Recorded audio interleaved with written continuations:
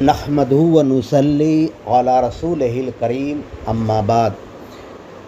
Doctor Zakir Naik, doctor اسرار احمد اور engineer Mirza سے علم دین حاصل کرنا ویسا ہی ہے جیسا غیر ڈاکٹر سے دوا پرسکرائب کرانا ہے۔ غیر ڈاکٹر سے دوا پرسکرائب کرانے پہ جو آپ کے ہیلتھ کی حالت ہوگی وہی ان لوگوں سے علم دین حاصل کرنے سے ایمان کی حالت ہوگی۔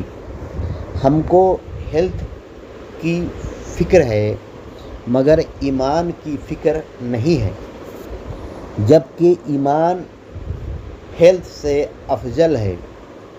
دنیا سے ایمان کی حالت میں جانا بہت مشکل ہو گیا ہے۔ غیر عالم دین کا فتنہ الگ ہے اور عالم دین سو کا فتنہ الگ ہے۔